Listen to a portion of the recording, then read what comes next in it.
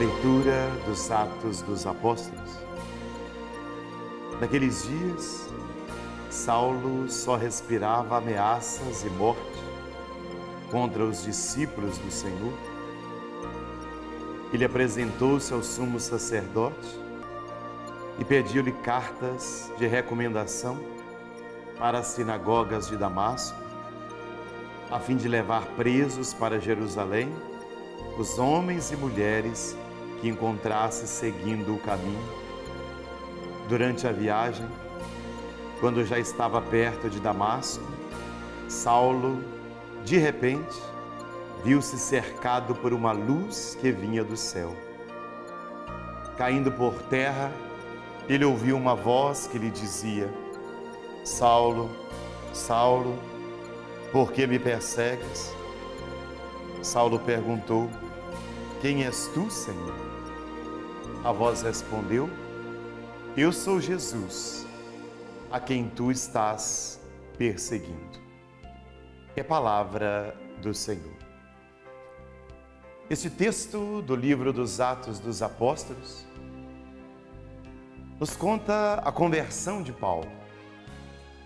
Paulo era perseguidor dos cristãos, ou como diz o texto, perseguidor do caminho. Assim era chamado o cristianismo. Aqueles que estavam a caminho, aqueles que se colocavam a caminho. Falar de caminho é falar de estrada. Falar de caminho é falar de passos dados. Falar de caminho é dizer de um desejo de fazer uma caminhada. Falar de caminho é falar da saída do imobilismo, da saída do desânimo, da acomodação. É buscar um alvo, um projeto. É fazer estrada, é construir estrada. Paulo perseguia o caminho. Estava tão fechado no seu farisaísmo, no seu legalismo, no seu moralismo, nas suas exigências legais, que não conseguia acolher a novidade que Jesus vinha trazer. E quando qualquer um de nós não consegue acolher o novo, a tendência é fechar, perseguir, falar mal, denegrir, virar as costas. E é isso que Paulo fez. Paulo levava cartas para aprisionar os cristãos. O texto da morte de Estevão nos diz que as roupas de Estevão foram colocadas aos pés de Paulo e ele assistiu a tudo aquilo friamente. Até que um dia Paulo estava caminhando para Damasco. Ainda era chamado de Saulo, seu nome ainda não havia mudado. De repente ele cai por terra, de repente ele perde a visão e escuta uma voz: Saulo, Saulo, por que me persegues? Quem és tu, Senhor? É a pergunta que Saulo faz. Eu sou Jesus, aquele a quem tu persegues. A partir desse dia, a vida de Saulo foi muito diferente. Interessante porque há uma queda. Na verdade, uma queda do orgulho, uma queda da arrogância, na verdade, uma queda das suas verdades, das suas certezas. Muitas vezes na vida, é preciso que nós também tenhamos essa queda. Muitas vezes na vida, é preciso que nós também caiamos ao chão da nossa história e da vida, descendo do nosso orgulho, descendo de nossas certezas, descendo de nosso fechamento. E é isso que aconteceu com Paulo. No segundo momento, ele fica cego, ou seja, ele deixa de enxergar uma realidade do passado e se abre a enxergar algo novo. Não tanto com os olhos do rosto, mas com a visão do espírito, da alma, do coração.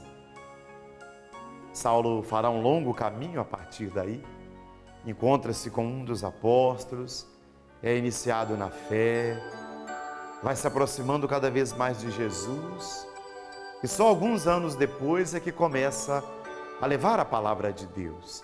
Aquilo que ele experimenta de Jesus, ele sente necessidade de levar aos outros, de anunciar. E aqui está um exemplo muito forte de Paulo para nós. Missionário, pregador da palavra de Deus, anunciador da experiência de Jesus que ele mesmo viveu. A ponto de dizer numa de suas cartas: ai de mim se eu não evangelizar. Ai de mim se eu não pregar o evangelho. Ou, já não sou eu quem vivo, é Cristo que vive em mim. Paulo, ao dizer isso, fala da sua unidade, sintonia, harmonia com Jesus. Paulo, ao dizer isso, diz da experiência profunda que ele faz com Jesus. Uma experiência que ele não consegue reter nem guardar. Ele vai anunciar aos Tessalonicenses, aos Filipenses, aos Coríntios, aos Hebreus, aos Romanos, a tantos que o acolheram na sua humildade, na sua pobreza e abriram o coração para o anúncio renovador de Jesus que ele fazia. A consequência disso é que de perseguidor ele passa perseguido. É apedrejado, é tido como morto, é preso, é perseguido. Paulo sofre muito por causa de Jesus. Aquilo que ele fazia com os cristãos, ele agora é vítima, perseguição. Porque toda pessoa que está com Jesus tem o mesmo destino dele. Críticas, ridicularizações, porque o mundo não consegue suportar a verdade de Jesus, porque o mundo não consegue suportar a novidade que Jesus vem trazer. Aprendamos com Paulo o espírito missionário. Nós católicos precisamos crescer na missão.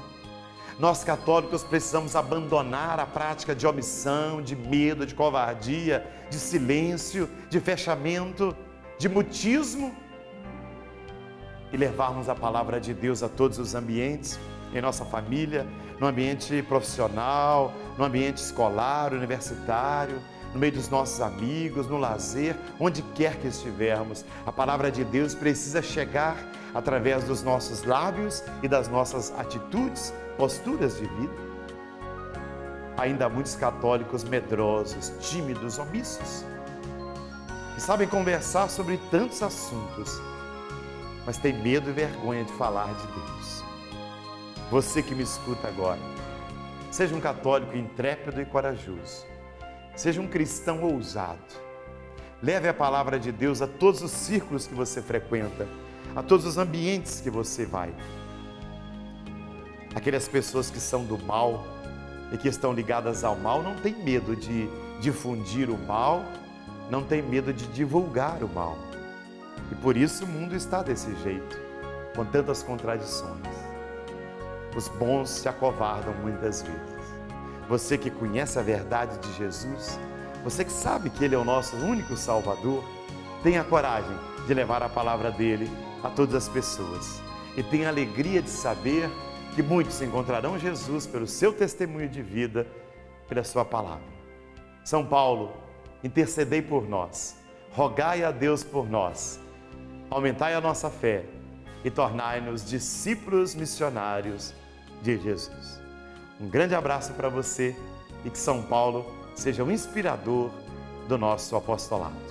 Até o próximo encontro, com a graça de Jesus e com a ousadia de Paulo, apóstolo de Cristo.